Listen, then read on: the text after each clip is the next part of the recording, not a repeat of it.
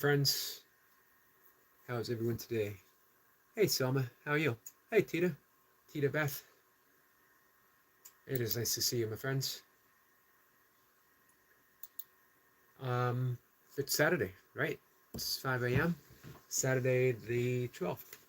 Tomorrow is my older sister's birthday, 13th, and on the 16th is Mocha's birthday. I think you guys might know who Mocha is.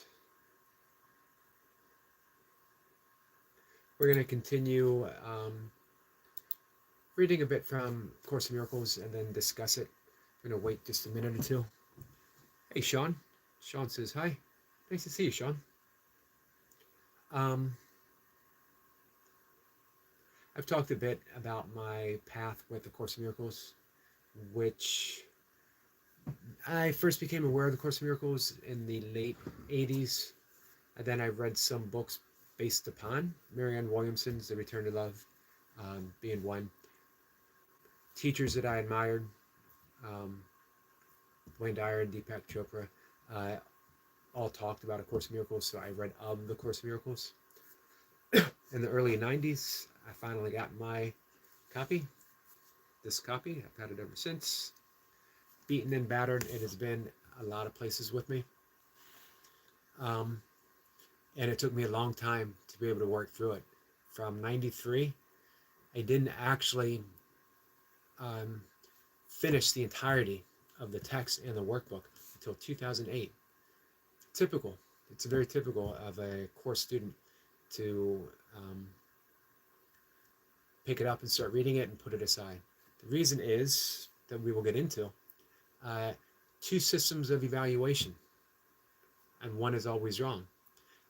But it's the way that we know. It's the way that we were taught, the way that we've come to believe. But it's never true. The other system is, or the system of evaluation, is the system of what the Course calls Holy Spirit.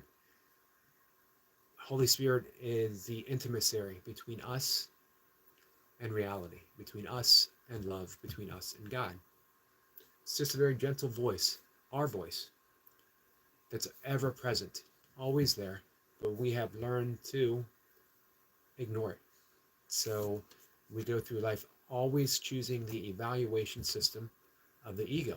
And that's the world that we have because of our perceptions. We're seeing the world of our perceptions. We're not seeing reality.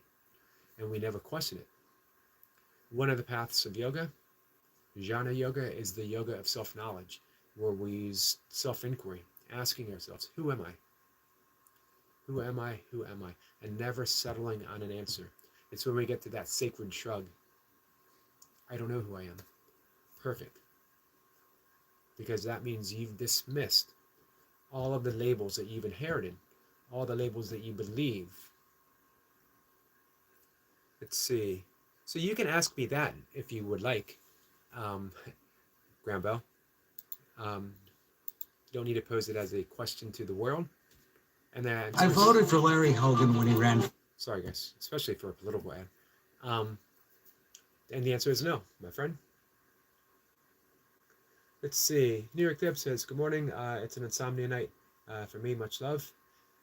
I'm sorry to hear that, Debs. Nonstop says, bald man do. I agree. Bald man. Who needs them? Let's see. So, hey, disabled. If you want, after I read a little bit, I will offer a little bit of a breath work that might help alleviate insomnia. It helps us put us into the parasympathetic nervous state, which is the rest and digest state. Nonstop says you should wear wigs, or maybe you should shave your head. There's always a different way of looking at things. Let's see. So, which system of evaluation are we in, moment by moment? It's a choice. Are we evaluating the world through our ego, in which case we see that bald men should wear wigs? Or are we choosing the evaluation system of love, in which we see everyone is exactly perfect the way they are. Don't need to change a thing. Let's read. Chapter 9. Um, let's see. Brother Zog says, Cheetah, Chitta, Shitta, mind stuff. In Sanskrit, mind stuff. Deb says, thank you. I have a vagus nerve issue, so that will be great. All right, let me read this, and then we'll dive in. We'll do a little bit of breath work, guys. Pro Bacon, the strongest battleground, says hi. Hello, my friend. Oh, and we got a hello from France as well. Grumpy says, hey, good morning. Good morning, Grumpy. Nice to see you. All right, so the two systems of evaluation. Ego, which is always wrong because it always leads to division. It always pushes its own agenda, and the agenda is always what's in it for me. How do I get ahead of other people? And that there are other people instead of just one reality, one love. And then we have the Holy Spirit. Don't confuse the Holy Spirit. Don't use the language. You know, it simply means the intimacy between us and love. We can choose to listen to that voice, the quiet voice. Herman Melville said, silence is the only voice of God. So this is from chapter 9. It is perfectly obvious that if the Holy Spirit looks with love on all he perceives, he looks with love on you. His evaluation of you is based on his knowledge of what you are, and so he evaluates you truly. And this evaluation must be in your mind because he is. The ego is also in your mind because you have accepted it there. Its evaluation of you, however, is the exact opposite of the Holy Spirit's, because the ego does not love you. It is unaware of what you are and wholly mistrustful of everything it perceives because its perceptions are so shifting. The ego is therefore capable of suspiciousness at best and viciousness at worst. That is its range. It cannot exceed it because of its uncertainty, and it can never go beyond it because it can never be certain. So why would we keep choosing the ego other than we're used to it? We think it's who we are. We don't know that we have a choice. We don't know that in every moment we can choose love. You can come into a live stream and choose love, or you can come into a live stream and choose viciousness. This choice is stark. Which one leaves you feeling better? Whenever you choose suspiciousness and viciousness, whenever you choose the voice of the ego, you're sort of left feeling empty. You're sort of left feeling as if you haven't really accomplished anything. You just chose to be mean. You listen to the ego. The ego is always wrong because it does not lead you to happiness. It doesn't lead you to joy. Choosing love, choosing the voice of the Holy Spirit is always choosing God, and it's always right. It's always right. Let's see. Quinn says, hi. Hello, my friend. Let's see. Who else is here? Did I see Aspen? Mira says, what's the point in being here? Absolutely no point at all. Not even a little bit. 0 point. Let's see. Deb is saying hi to Grumpy. Pro Bacon says, nice glasses. Thank you. Brother Vlog says, set go. Grumpy says hi to Debs. Bacon says hi. Quinn says hi. Mira says, hey, Sir Yogi. Good morning to you. Hey, Ash, how are you? Ash says, hey, Yogi. Hello, my friend. Cat and Bread says, this might be a silly question, but what is the purpose of this channel? This is the first time stumbling on it, and I'm liking it so far. I'd like to say absolutely no purpose. You know what I mean? I come here to be kind. I come here to talk about yoga, about breath work, but ultimately, it's just about being kind, being nice to each other, and choosing love. Everyone who comes in here has a choice. Do they want to choose love, or do they want to choose the ego? The ego will always come in and try to be clever. Can I be clever at the expense of someone else's feeling. It's just a choice, an easy choice that we make. We don't know that we have a choice. We don't know that we can also come in and choose to be kind. We don't know that we can also come in and choose to extend ourselves as love. That we can look past the ego, which isn't real, and choose reality, which is always love. Mir says, hi Ash, good morning. Mir says, hi Cat and Bread. Hey Cat and Bread. Ash says, morning Mir. Let's see. Deb says, chat, it's yoga practice chat and sharing wisdom. Thank you, Debs. Mir says, have a beautiful day, sir. You too, my friend. Good morning, Miss Blipper. Nice to see you. Hey, Easy. Easy says, good morning. Kat says, oh, I see. This feels like a safe and kind place. We try to make it so, to the best that we can. But you know what? There's always going to be people who come in to try to make it otherwise. That's actually perfect because it demonstrates that we have a choice. What happens when someone comes in and gives us something that does not feel like love? Do we respond, or do we react with the same kind of love or the same kind of energy, or do we look beyond it? Do we forgive? We look beyond it. We extend ourselves in love, and we let it go. We let it slide. We move on. Life continues. Man, if I got upset every time someone came in and pointed out that I was bald,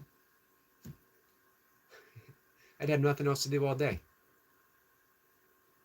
Let's see. Deb says, it is very kind here.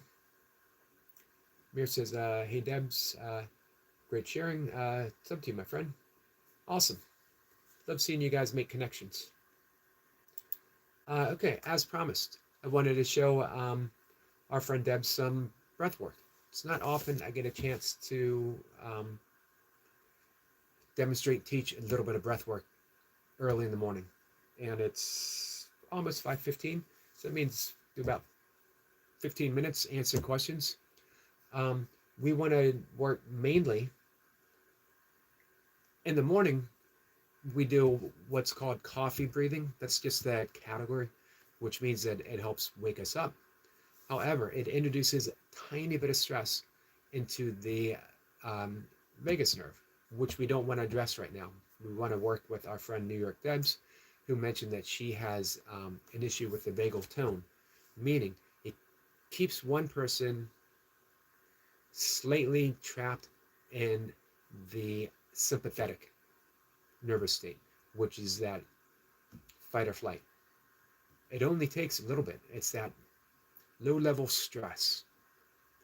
We need a means of bringing us into that stress-free environment, or toning the vagal nerve, which helps us go from stress to stress-free in a moment like that.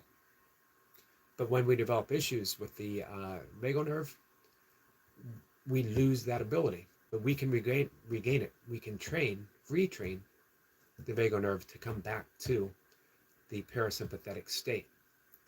Whenever you're in the sympathetic state, there's a breathing pattern. Usually we're breathing through the mouth, or it's very shallow breaths. It's high up in the chest. Best thing to always do, check in with how you're breathing. Just do a quick little scan. It doesn't need to be a complete body scan. That can come later. Just a quick, how am I breathing? Am I nasal breathing? My mouth breathing? Am I breathing in my chest? My shoulders rising up? Am I ignoring the diaphragm? Is my jaw tense? Are my shoulders tense? My temple tense? And just check in. All of those, that tenseness, where we're breathing, those are signs that we are in the sympathetic, the fight or flight. Once you notice it, now we can make some shifts, easy shifts. The first shift, am I breathing through the nose? Gently, not sucking in air. It's not like I have 2 straws in my nose and seeing how quickly I can breathe in. Very gently. Am I breathing through my nose? Am I exhaling through my nose? Am I breathing with my belly? Am I using my diaphragm? Soon as we start nasal breathing, the diaphragm begins to be activated. From breathing through the mouth, the chest is moving, the belly is barely moving. From breathing through the nose, the belly is moving, the chest is barely moving. So we just check in, then we start nasal breathing. Let's see. Kat says, oh, I see. Oh, read that. And Deb says, thanks to Mir. Mir says, welcome. Deb says, I sometimes catch myself holding my breath when stressed out, which I have been lately, which is perfect. You know what? The fact that you catch yourself means that you're now aware, and everything changes in awareness. Until we're aware, we can't change anything. Until we're aware, we don't have a choice. Now you have a choice. Can I start breathing through my nose? Activating the diaphragm very gently. No other change needs to be made, just that. Now we're going to introduce something else. Deb says it's labeled generalized anxiety disorder and PTSD. Cat and Bread says, oh yeah, I get that often too. Stella says, hey Stella. Now we're going to introduce something else. First comes awareness. Where am I breathing? How am I breathing? One thing that we can do, we can test. I'm just exhaling, quick little burst. Where am I feeling the breath? If it's coming predominantly from the right, I am in fight or flight. If it's coming predominantly from the left, I am in the parasympathetic. I'm coming from rest and digest. Doesn't have to be one or the other. We're just looking, is it slightly more one side than the other? That's all we need to know. Just a simple test. Not 100% feel safe, but just a nice indicator. Deb says, I've had panic attacks for 30 years, but now they're better. I'm glad they're better. Sometime, maybe in an afternoon live stream, I'll talk about my own issues with anxiety and panic attacks. Deb says, well, great info. So now we're aware. We've checked in how we're breathing, and we introduced the nasal breathing. Let's do one thing. This is called Ujjayi breathing. It's Sanskrit, and it means victorious breath. And it is very simple. We got my demonstrating glasses. I'm going to pretend like I'm fogging up my glasses, or I'm fogging up the bathroom mirror with my breath. We've all done that. You can see I've fogged it up a little bit. I'm making a ha sound. So I'm going to breathe in. Just making that ha sound. Now I'm going to breathe in. I'm going to make the ha sound with my mouth closed.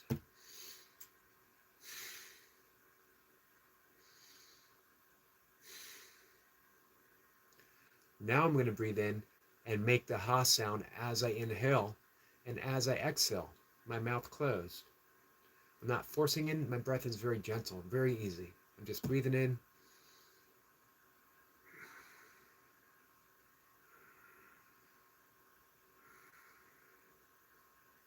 If someone were to say to you, can you imitate someone snoring gently? Not a loud snore, but a very gently snore with your mouth shut. See if I can get closer, if you guys can hear.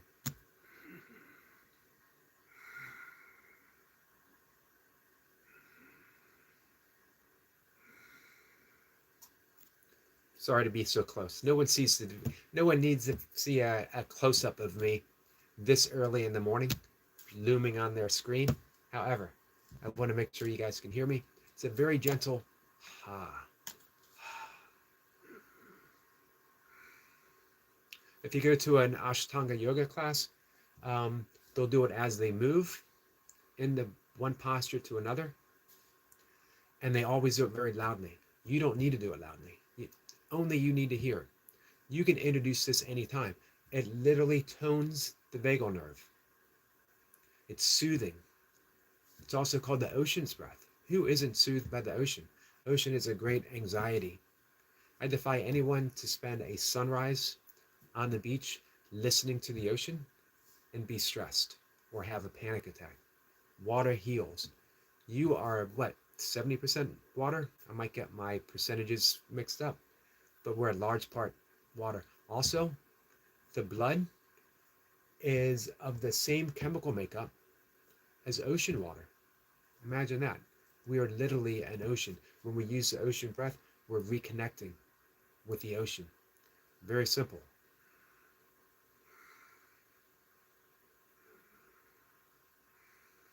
You can lie on your back and do this. You can put your hand on your belly, your hand on your chest, and feel the belly rise and the belly fall, introducing that breath. Nothing else. You can do it sitting up. You can do it in the grocery store. You can do it for 10 breaths. You can do it for 20 breaths.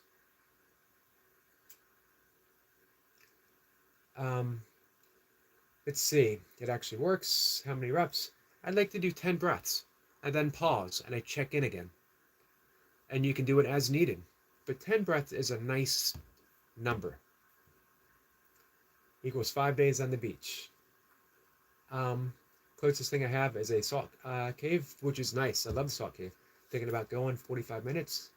Go in the salt cage and just do 10 ocean breaths. Reconnecting with your inner beach. Herman Melville in Moby Dick calls it our insular Tahiti, an isle of peace. In the most turbulent oceans, there is an insular Tahiti. Let's see. Hey, Kayla, my friend, how are you? Kayla had an epic live stream. What was it, 10 hours yesterday? Kayla says, appreciate you, big likes, and watching till the end. Thank you. Hey, big boy Rex. Hello, my friend. All right, we're going to introduce 2 more things. Now, since I have some, hey, Ann, how are you? Ann says, good morning, Yogi. Good morning, my friend Ann's crap chat. Ann says, good morning, all. Now we've gained awareness. We know how we're breathing. We know one simple way of going into the parasympathetic rest and digest breathing state is simply breathe through the nose. We have a tool at hand, Ujjayi breathing, the ocean breath. Just that gentle snore, toning the vagal nerve. We can do it throughout the day, which means that we're exercising the vagal nerve very gently. We don't want to be forceful with the vagal nerve because we want to heal. We want to restore our ability to go from anxiety to peacefulness in an instant. One more tool. We're going to breathe in for 4 using the Ujjayi breath. We're going to exhale for 4 using the Ujjayi breath. Let's do 10 rounds together if you guys want. Breathing from the nose, belly rises, belly falls. If you want, put your hand on your chest. Chest should move minimally. Then we're going to relax. We're going to do 10 breaths. You can close your eyes. You can gently focus on the third eye if you wish. Relax your jaw, relax your temples, relax your shoulders. Everything's relaxed. I'm going to close my eyes. And here we go. I'm going to keep this hand free because I'm going to count with it.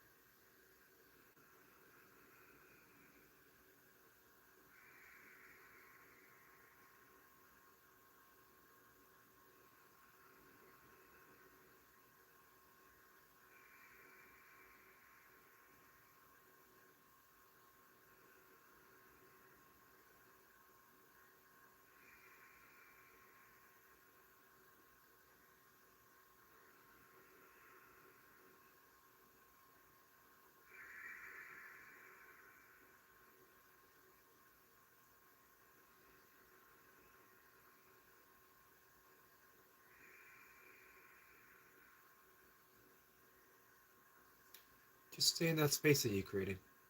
Very easily, very gently. Just sit. Let the breath return to normal. Breathing through the nose, breathing out through the nose. When you're ready, we open our eyes. Now here's the thing. 2 things to notice. It is based on your count. Counting in for 4, there's a slight pause. Doesn't need to be counted. It's very slight. Then we exhale. Counting for 4. It's not 4 seconds. It can be 4 seconds. It's based upon your count. Breathing in for 4, slight pause. Exhaling for 4, slight pause. The pause goes uncounted. Just notice it. And then we breathe in again. You can do this any time of the day. It's an instant meditation. 10 breaths and then sit. Relax. Don't do anything. A thought will come. Just notice the thought. Let's see. Kayla says, morning, Ann. Scrap chat. Ann says, when I'm stressed out or upset, I breathe into nose the same way. I breathe out through the mouth. As a little slower, it helps me. Always, that's the next thing we're going to come to. It isn't I just yawn. That's a good sign. It is a good sign. And we can actually use that yawn. Yawning is a, maybe soon I'll do a yawning meditation. As well, as often as possible. There are some breaths we do where we'll breathe through the mouth, but the more we can actually exhale through the nose, the more we enter into the parasympathetic nervous state. It's a very gentle exhale. We could more rightly say that we are being exhaled. We're allowing the exhale to happen. Now, Anne brought up an excellent point. She extends the exhalation. Hey, Stuart. Welcome, my friend. One of the reasons why we use that ujjayi, that ocean breathing breath, the ha sound, is because it's like putting a sprocket. It's a sprocket on a hose. When we have a hose and water's coming out, it just comes out, pours out. So if we were to just breathe without using that control of the ujjayi breath, it might come out in a rush. And it's hard to do the 4 count. However, we introduce that gentle ha. Easier to control. We're measuring it as it comes out for that count of 4. Very easy, very gently. When we extend the exhale, we more deeply enter into the parasympathetic nervous state. We lower the heart rate almost instantly. We lower the blood pressure almost instantly. If you want to help to go to sleep, if you're really stressed out, if you really need a deep healing, we're going to breathe in for 4. We're going to breathe out for 8. Perfect breath before you go to sleep. Perfect evening breath. But you don't need to keep it just to the evening. If you're deeply stressed, if you want to enter into a meditative state, extend the breath for a count of 8. If you can't quite extend it for 8,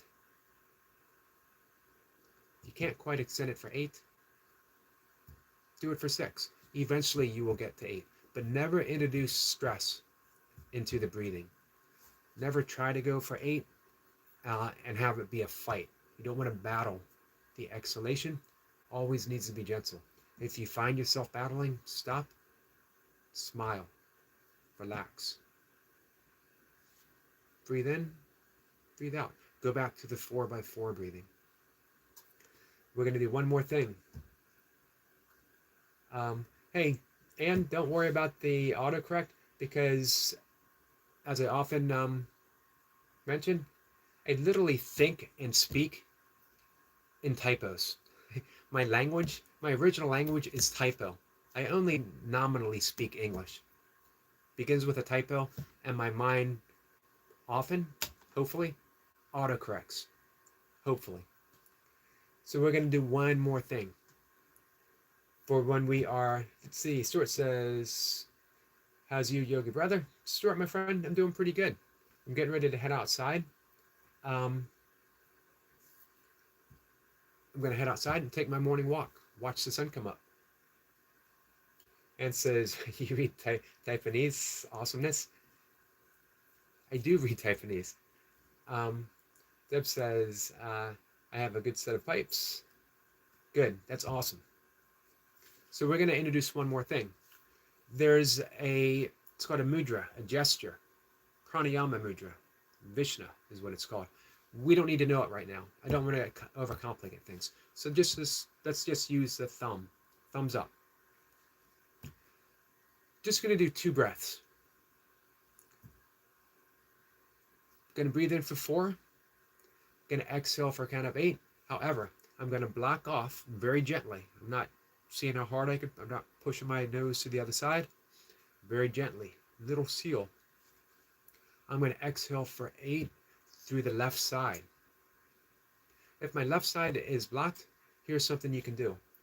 Breathe in. Hold. Shake the head. Exhale. If it's really blocked, you can breathe in, hold, shake the head, and walk for 10 steps. Release. See if that helps. If you're not clogged up, here's what we're going to do. We're going to breathe in for a count of 4. That easy pause. I'm going to exhale for 8, but I'm only going to exhale through my left. I'm going to breathe in for 8. Exhale only through my left, blocking this off. The left corresponds to the parasympathetic nervous state. So now I'm entering deeply, deeply, deeply. Breathing in for 4, out for 4, gently puts us into that parasympathetic. Breathing in for 4, exhaling for 8, puts us more deeply into that parasympathetic state. Breathing in for 4, exhaling for 8 from the left, man, we're there. All the way. Relaxed. You can use that thumb, and it becomes a meditation. The gesture, nice and easy. The gesture down, nice and easy. Eyes closed. We breathe in for a count of 8. We exhale for a count of 8. Just going to do 2 breaths.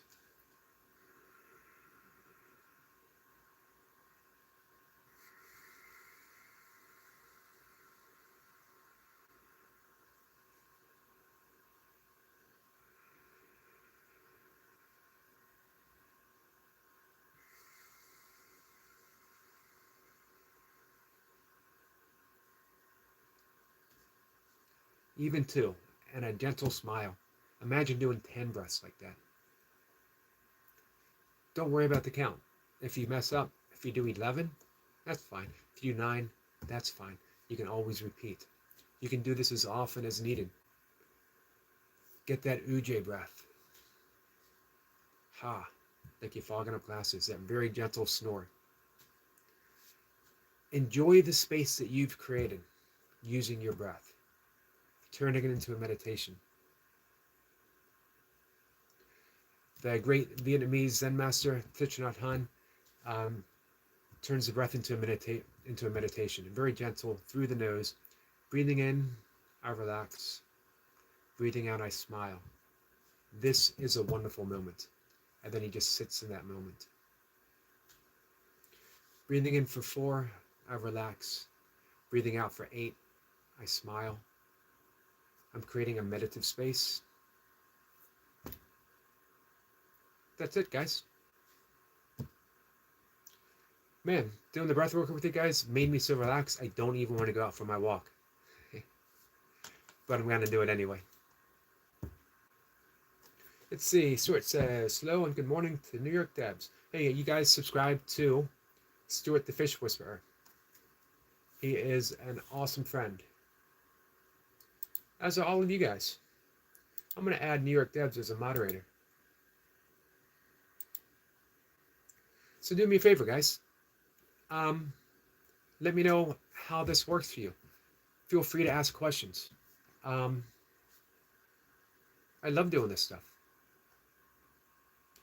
New York Debs says, great, thank you, Yoga. You're absolutely welcome. There's other breaths that we can do, and we will. Just remind me. Each morning, we'll introduce something else. I teach it for free. I'm a trained breath coach, pranayama coach. I'm a meditation teacher. Here's the good news, guys. Not everyone wants to devote 20 minutes twice a day, 30 minutes twice a day, an hour once a day, um, meditating. You get 90%, some say 95% of the benefits of meditation by doing breath work. Turn it into a meditation. Do your 10 breaths, whichever one you choose, and then just sit, your eyes closed, gently, gently, putting attention, not concentrating, but not forcing anything, just very gently, putting our attention, focusing our awareness on that third eye, relaxing. Thoughts will come, just let them go. Don't chase them away. Don't analyze them. Just notice. Thought. I'm having a thought. Here's the great discovery. You are not your thoughts. Thoughts just happen. They float through the mind. It's an energetic pattern. We learn to let them go. One thought creates anxiety, repeated over and over and over again. If you're not your thoughts, then you are the awareness, the witness to the thoughts, and the witness itself is always free from anxiety. The witness cannot be touched by anxiety. So the more you can go to that witness, which is ever present, which is reality, which is who you are, clear sky. The sky is never affected by a cloud, never affected by thunder, never affected by a plane passing through, a mountaintop, or the reach of a branch. It remains open and accepting, just noticing. Cloud. Doesn't get involved. Just notice. Thought. I'm thinking. There's a thought. And let it go. Hey, Wetback, my friend. Wetback says, what's up, Dad? Nice to see you, my friend. Let's see. Miss Pepper says, bring an idea of me with you on your morning walk, please. I will, my friend. I will pause. I will pause on my morning walk, and I will think of my friend, Miss Blipper.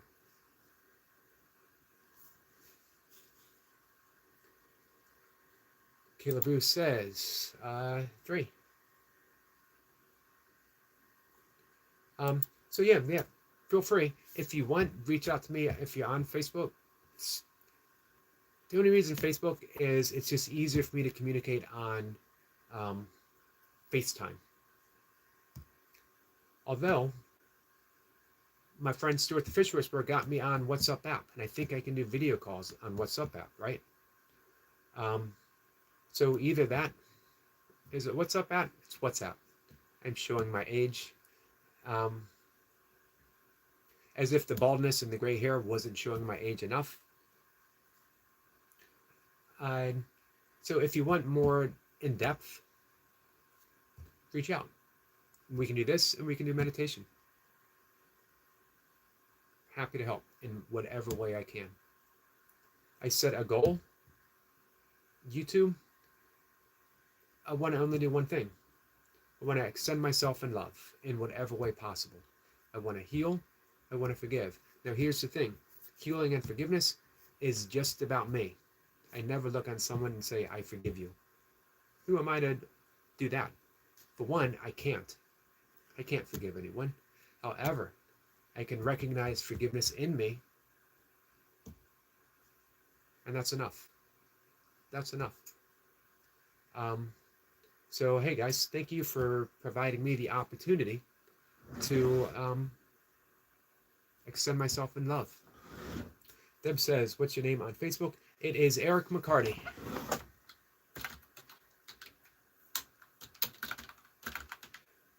You'll recognize me.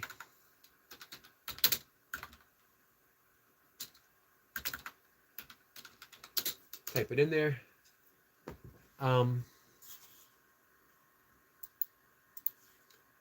Actually, I have it up, so if it works. I don't know if you'll be able to open this link or not. But at least it'll let you know. And hey, I'll talk with everyone throughout the day. Just send me a message. Get a thumbs up. Hang 10. Appreciate that. All right. With that, guys, thanks for joining me. Hey, Debs, thanks for, one, thank you for being open and sharing that you were going through that anxiety, that you were suffering from insomnia. because, man, it opened up the entire conversation to allow us to work on some healing modalities. Krishan Orr gives us some Sanskrit. Thank you, my friend. And maybe this afternoon I'll talk about my own journey through anxiety, which blindsided me. Here I was, a long time, 30 plus year, 40 plus year yogic practitioner. I taught breathwork and coaching how to avoid that. And out of nowhere, it wasn't really out of nowhere, it just caught me unaware. All right, guys, with that, I gotta go. Thank you. See everyone later. Deb says, you're welcome. Thank you. Ann says, have a great walk, Yogi. Thank you, Ann. I'm going to see everyone later. Take care, guys.